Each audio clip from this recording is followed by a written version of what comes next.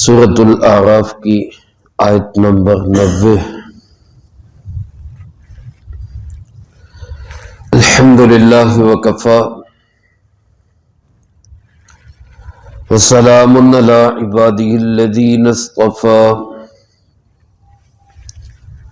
خصوصا علی سید الرسل وخاتم الانبیاء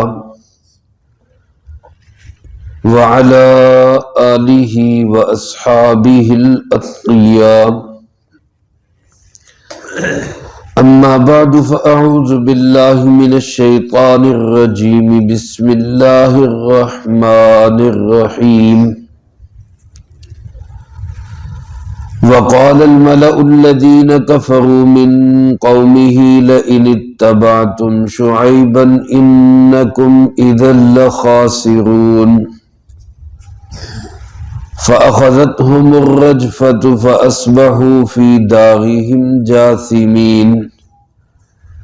الذين كذبوا شعيبا كأن لم يغنوا فيها، الذين كذبوا شعيبا كانوا هم الخاسرين۔ فتولى عنهم وقال يا قوم لقد أبلغتكم رسالات ربي ونصحت لكم فكيف آسى على قوم كافرين۔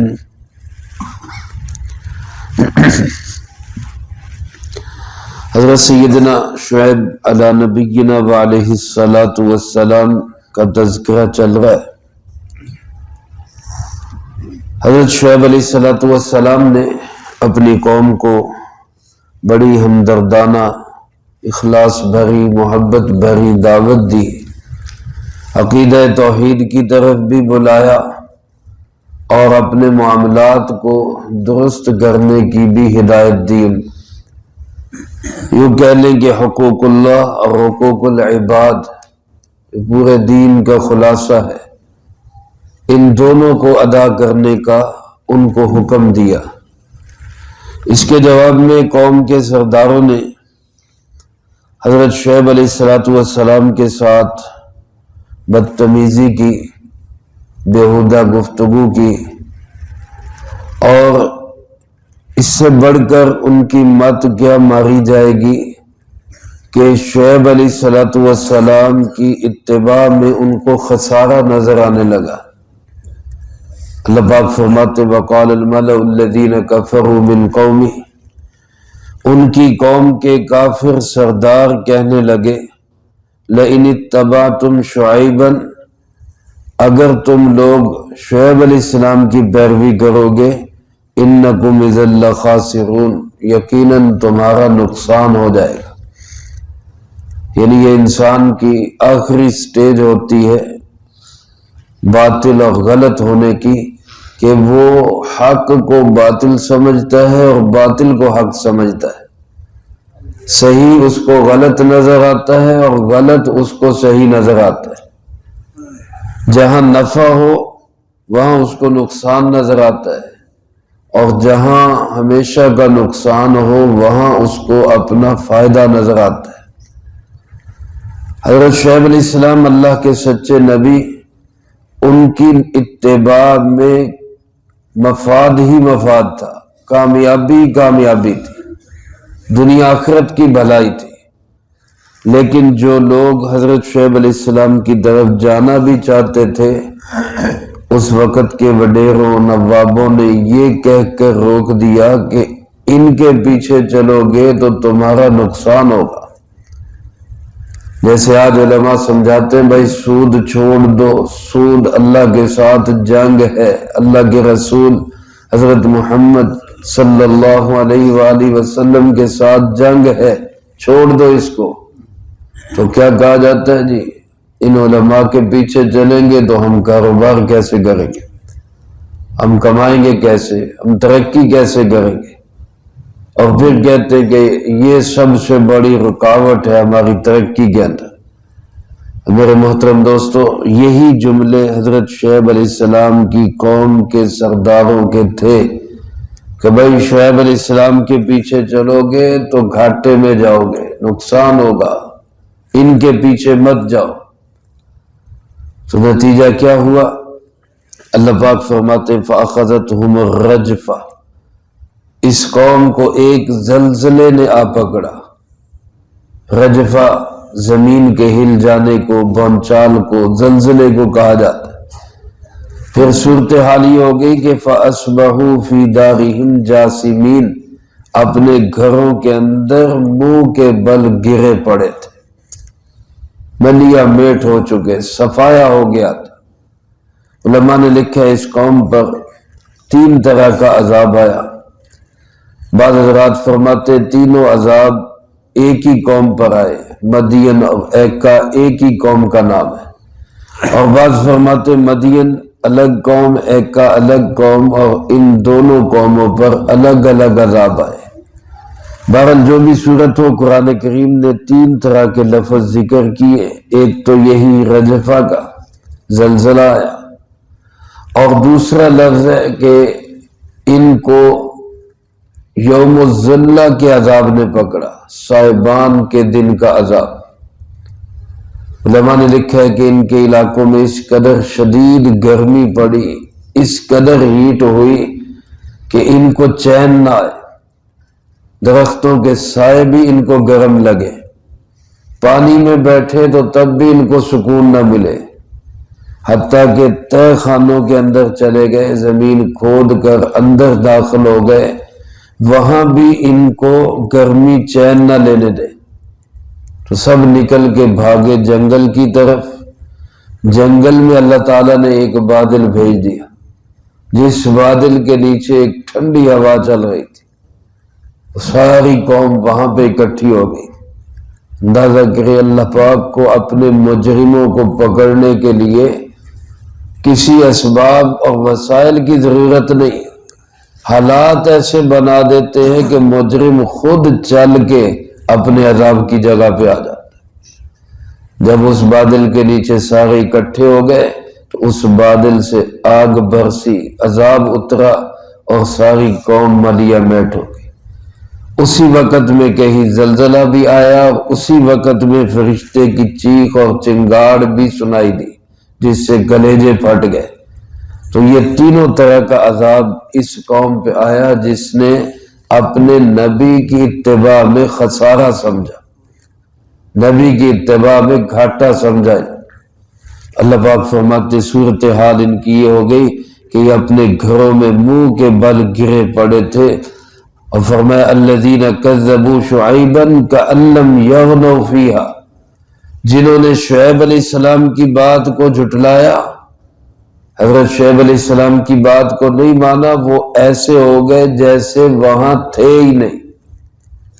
یغنو غنا سے ہے یعنی خوشحال زندگی گزارنے والے، عیش و عشرت کی زندگی گزارنے والے، مزے کی زندگی گزارنے والوں کی صورتحال یہ تھی کہ وہاں ان کا نام و نشان بھی مٹ چکا تھا۔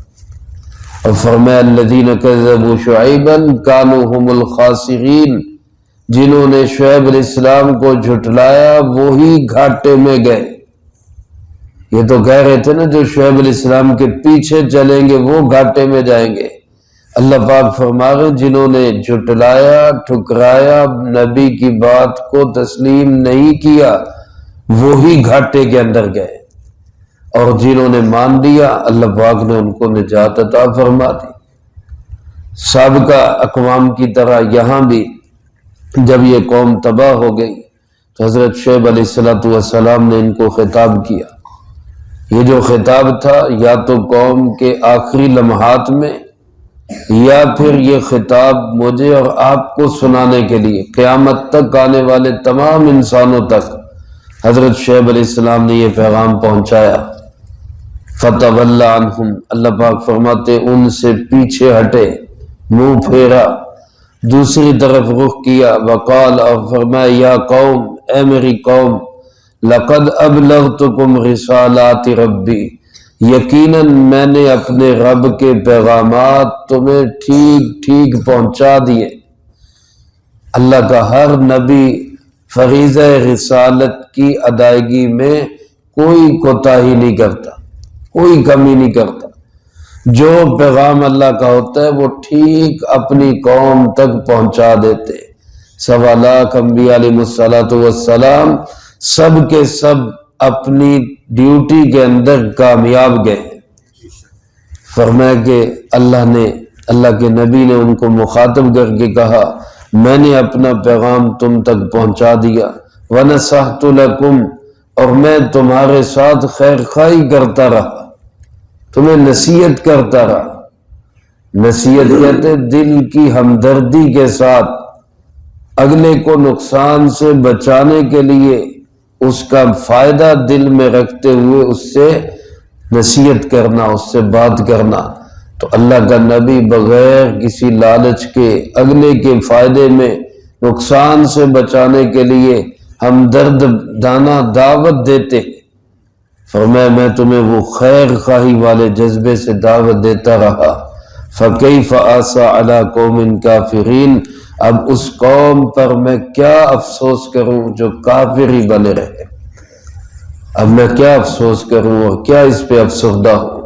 اس میں علماء نے لکھا ہے کافروں پر، بے ایمانوں پر، ظالموں پر جب عذاب آئے تو وہ افسوس کا مقام نہیں ہوتا بلکہ شکر کا مقام ہوتا ہے کہ اللہ نے ہمیں نجات دے دی اور ان کا بیڑا غرق کر دیا۔ قرآن کریم میں اللہ پاک فرماتے فَقُطِعَ دَابِرُ الْقَوْمِ الَّذِينَ ظَلَمُوا، ظالموں کی اللہ نے جڑ کاٹ کے رکھ دی، وَالْحَمْدُ لِلَّهِ رَبِّ الْعَالَمِينَ، اور اس کے ساتھ ہی فرمایا تمام تعریفیں اس اللہ کے لیے جو سب جہانوں کو پالنے والا ہے۔ اور حضرت شعیب علیہ السلام کے کہنے کا مقصد یہ بھی تھا کہ اب تمہارے لیے افسوس کا بھی دل نہیں کرتا کہ تمہیں سمجھا کے تھک گئے لیکن تمہارے کان پہ جو نہیں رہی۔ میرے محترم دوستو، یہ صورتحال بنی ان لوگوں کی جنہوں نے اپنے مال، اپنے جسم کو اپنا سمجھ کر اپنی مرضی سے چلانا چاہا۔ آج بھی کچھ لوگ اٹھتے ہیں کہتے ہیں جی میرا مال، میری مرضی، میرا جسم، میری مرضی۔ یقین کریں سب کچھ اللہ کا ہے اور مرضی بھی چلے گی صرف کس کی؟ اللہ کی۔ اور پھر ہی انسان کو دنیا میں بھی سکون ملے گا، آخرت میں بھی نجات ملے گی۔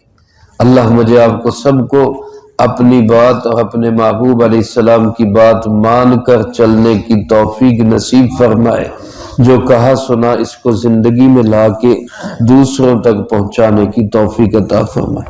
اللہم لک الحمد کما ینبغی لجلال وجہک وعظیم سلطانک، اللہم لا احصی ثناء علیک انت کما اثنیت علی نفسک، اللہم لک الحمد کما انت اہل، صلی علی محمد کما انت اہل، وافعل بنا ما انت اہل، فإنك أهل التقوى وأهل المغفرة، اللهم وفقنا لما تحب وترضى من القول والعمل والفعل والهدي والنية إنك على كل شيء قدير، اللهم استر عوراتنا وآمن روعاتنا، اللهم إنا نجعلك في نحورهم ونعوذ بك من شرورهم، یا حی یا قیوم برحمتک استغیث اصلح لی شأنی کلہ ولا تکلنی الی نفسی طرفۃ عین،